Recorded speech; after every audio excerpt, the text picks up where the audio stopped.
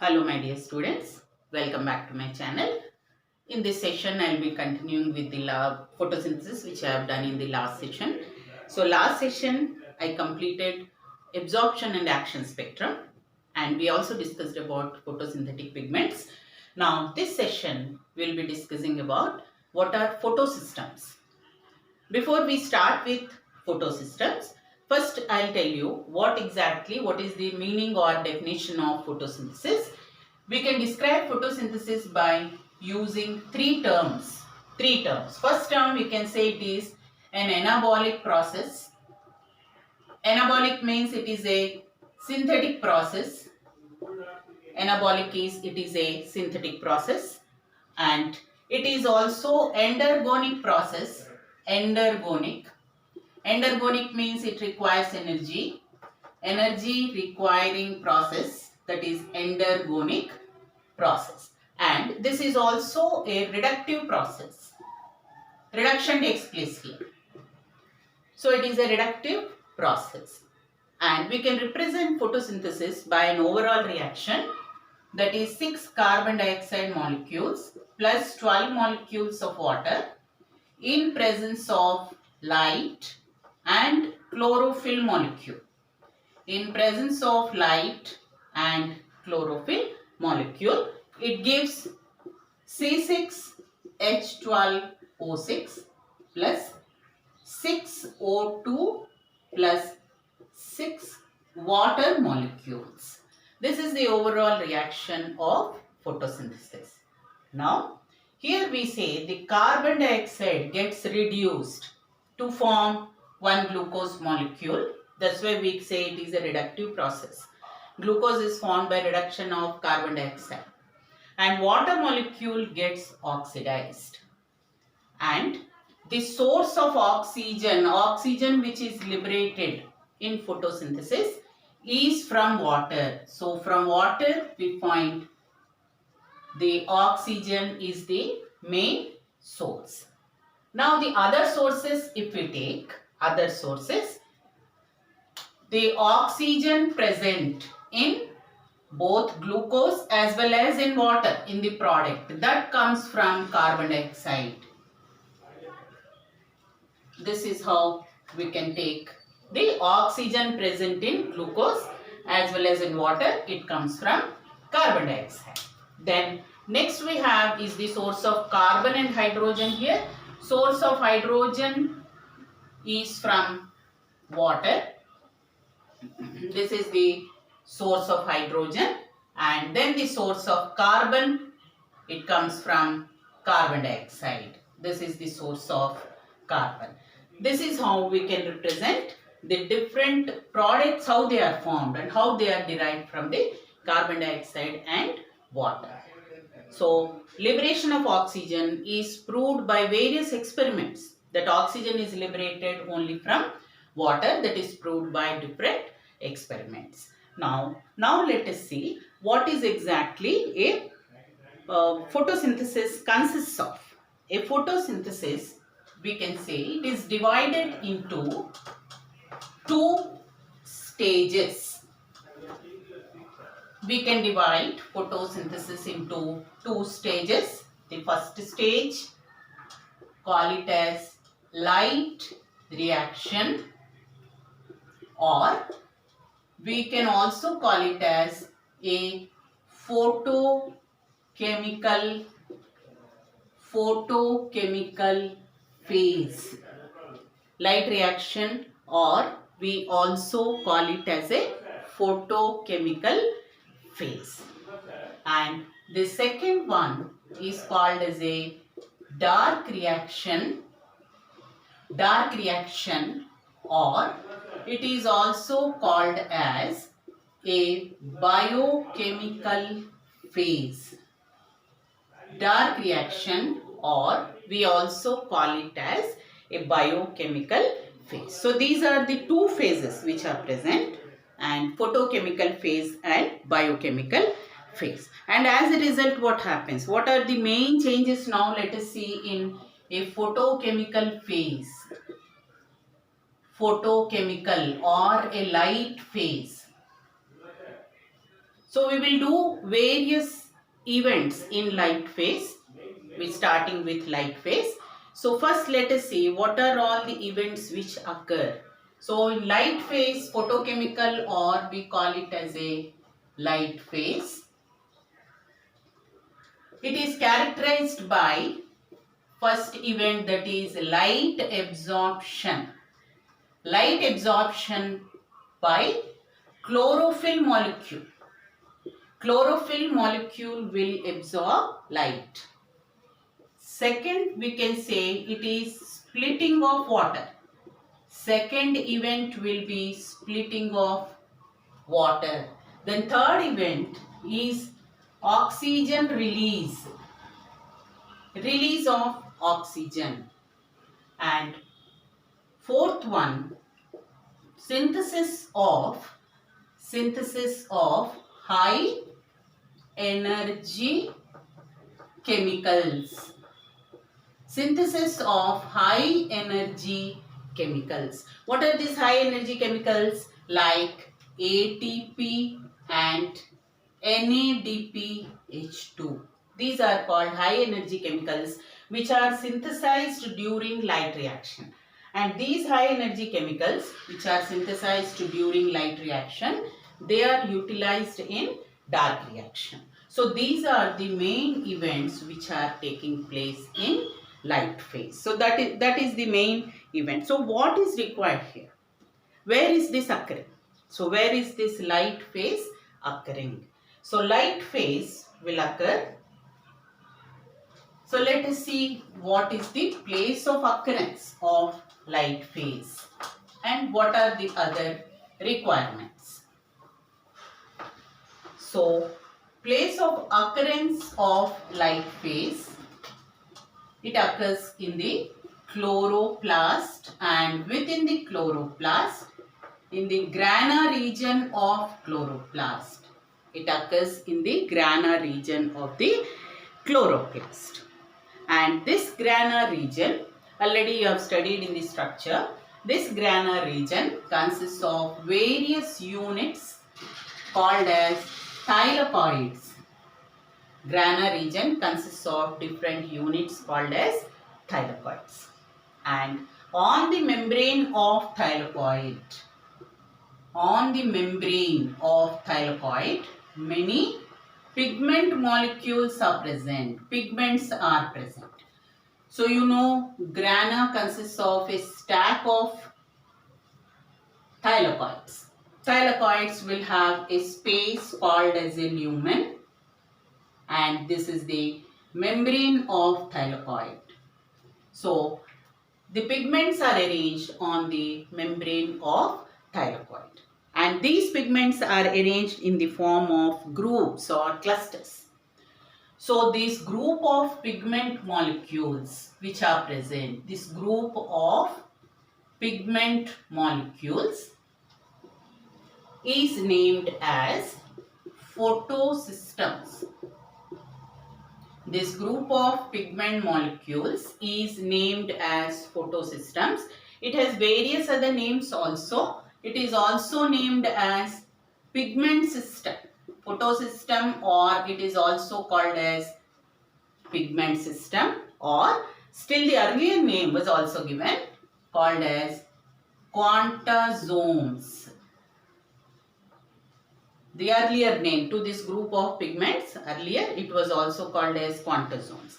Later it is replaced by photosystems. So photosystems, it is present in the form of photosystems.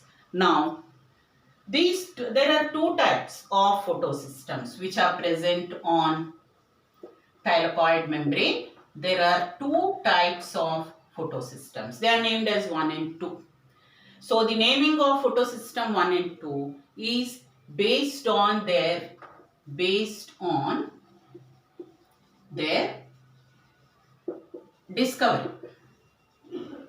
The naming of photosystem 1 and 2 is based on their discovery, but not based on their function.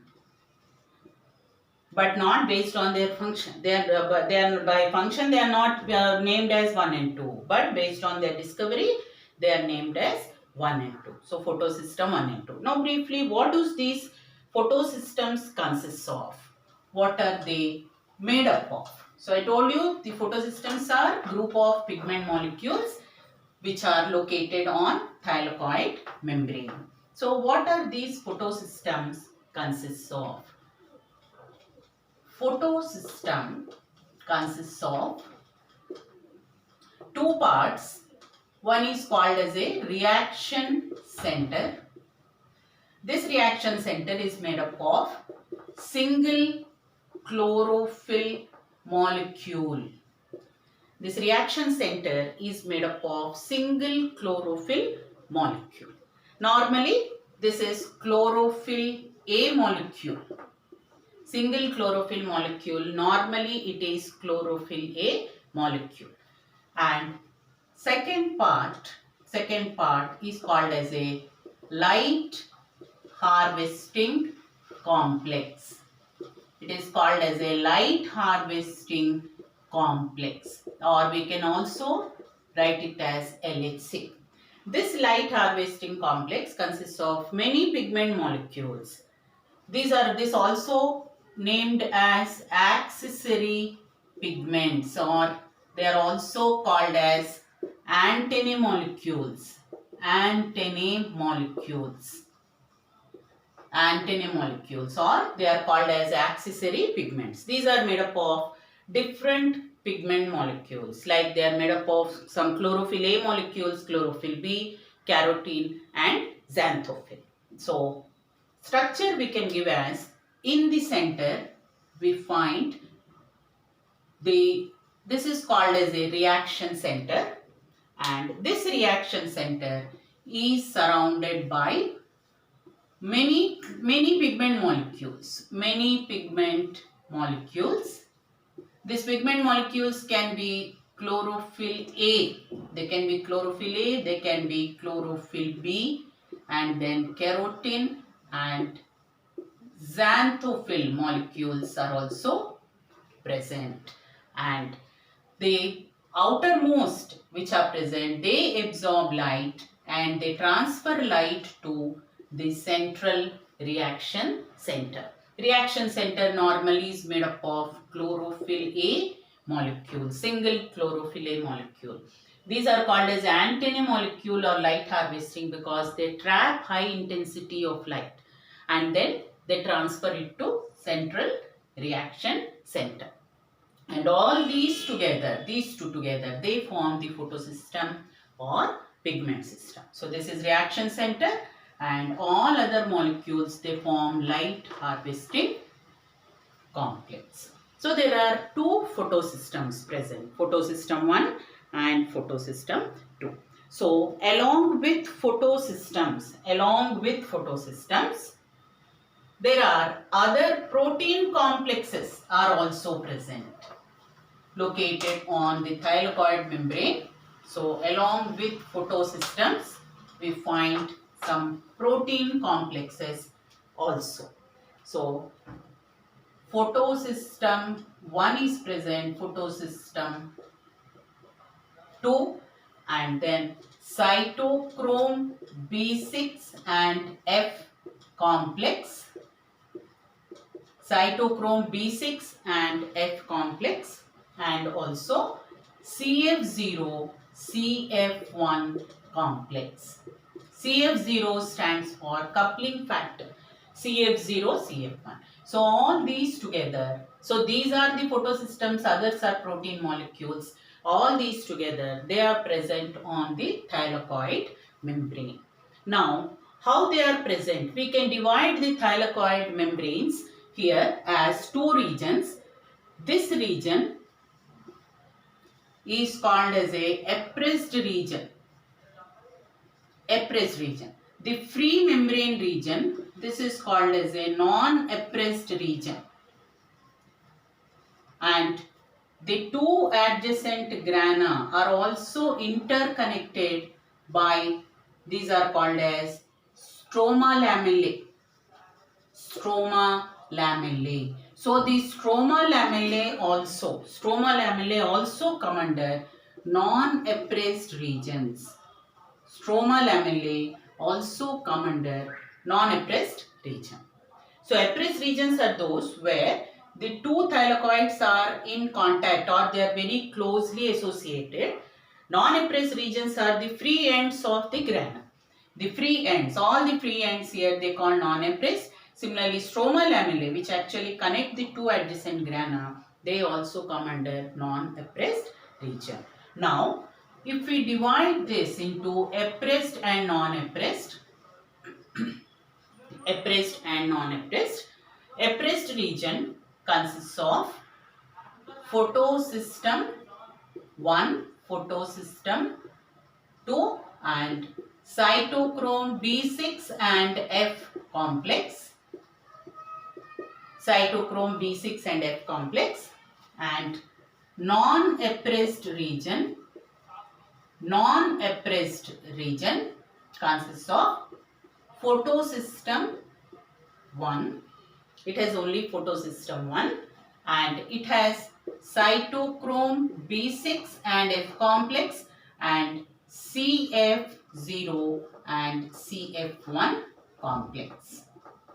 Both together, appressed and non-appressed, both together, they are involved in electron transport. They are involved in the light phase. The most important event is electron transport in the light reaction. That's we will be doing in the next topic. What is the electron transport? Now let us see what is the difference between the two, photosystem 1 and photosystem 2. Briefly, we will see what is the difference between the two. Photosystem 1 and photosystem 2. Okay, now photosystem 1 and photosystem 2. First thing here, reaction center for photosystem 1 is P700. Reaction center for photosystem is P700. Here reaction center is P680.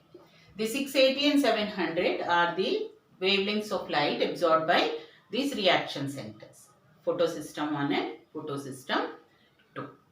Then next, the photosystem, the other difference is less xanthophylls are present in photosystem 1. Less number of xanthophylls. Less number of xanthophylls are present. That means more of carotenes are present. Less number of xanthophylls or more of carotenes are present. Just the opposite we find here. More xanthophylls are present. More xanthophylls are present. That means less of carotenes are present. Less of carotenes are present. Now photosystem 1 is involved in both cyclic and non-cyclic electron transport. It is involved in both cyclic as well as non-cyclic electron transport. This details we'll be doing in the next topics, next sessions. What is cyclic and non-cyclic electron transport? Photosystem 2. Photosystem 2 is involved. It is involved in non-cyclic electron transport. Non-cyclic electron transport only. That means only one type of electron transport, that is non-cyclic electron transport. Both are, whereas photosystem 1 is involved in both. Then next, the photosystem 1 is photosystem 1 mainly. It helps in synthesis of NADPH2, one of the products of light phase, that is NADPH2, that is synthesized with the help of photosystem 1. Photosystem 2 is involved in photolysis of water. photolysis of water. So photolysis of water takes place. As a result, there is evolution of oxygen. As a result, there is evolution of oxygen. And the electrons liberated from photosystem, they are also involved in synthesis of ATP. Electrons liberated are involved in synthesis of ATP. So these are briefly what is the difference between photosystem 1 and photosystem 2. Now how do they function together? How do these two are interrelated? During functioning or during light phase, how are these two interrelated? So let us see the interrelationship between photosystem 1 and 2 and how they coordinate in their functioning. How they coordinate. So, photosystem 2, when it absorbs light, reaction center for photosystem 2 is P680. It absorbs light and then it releases an electron. This electron is accepted by primary electron acceptor. The electron released from P680 is accepted by primary electron acceptor. This primary electron acceptor passes through various electron carriers which form electron transport system. They pass through various electron carriers which form electron transport system. So in detail of this electron transport we will be also discussing in future sessions. So and from this electron transport system, the electrons next passed on to photosystem 1. And similarly photosystem 1 also when it absorbs light, it releases electrons after absorbing light. The reaction center here is P700. And after absorbing electron, releasing electron, it is accepted by primary electron acceptor. From primary electron acceptor to another compound called ferredoxin, FD. FD stands for ferredoxin. From ferredoxin, it results in synthesis of or reduction of NADP plus to NADPH2. That means it results in the formation of NADPH2. And due to electron transport, there is formation of ATP from ADP and inorganic phosphate. So ADP and inorganic phosphate will combine and then they form ATP. Now, the electrons which are lost from photosystem 2, that is P680, they are supplied by water. That is, water undergoes photolysis. That is, photolysis is breaking down in presence of light. So, water when it breaks down, it produces 2 protons, 2 electrons plus half O2. That means oxygen is released. This is the main source of oxygen to the atmosphere also. And the electrons which are lost by photosystem 2, they are supplied due to photolysis of water. This is in brief how the chlorophyll molecule absorbs light and when it passes through various complexes, how it can synthesize ATP and NADPH2. So here we find coordination of both photosystem 1 and photosystem 2. Now, next topic I will be discussing what is the discovery, how the discovery of photosystem 1 and 2 is made. That is what we call it as. So, the discovery how it is made, we call that as red drop and Emerson's enhancement. Red drop and Emerson's enhancement. This was very important finding experiment by Robert Emerson. A very important experiment by Robert Emerson on green alga chlorella. So the green alga chlorella, first he conducted experiment by subjecting the green alga chlorella to light of only one wavelength. Light of only one wavelength. Light of only one wavelength. That is less than or between 600 to 680 nanometers. So when he subjected the chlorella to this wavelength 600 to 680 nanometers, that means less than that, he found that there will be some increase in the rate of photosynthesis and then it becomes constant. There was some increase and again become constant. And when he increased the light beyond 680 nanometers also, that means more than 680 nanometers also, he found the same result. This is called as a red region, and when it is more than 680 nanometers also, there was some increase, but again there was a drop in the rate of photosynthesis. There was initial increase, but again there was a drop in the rate of photosynthesis. So first he supplied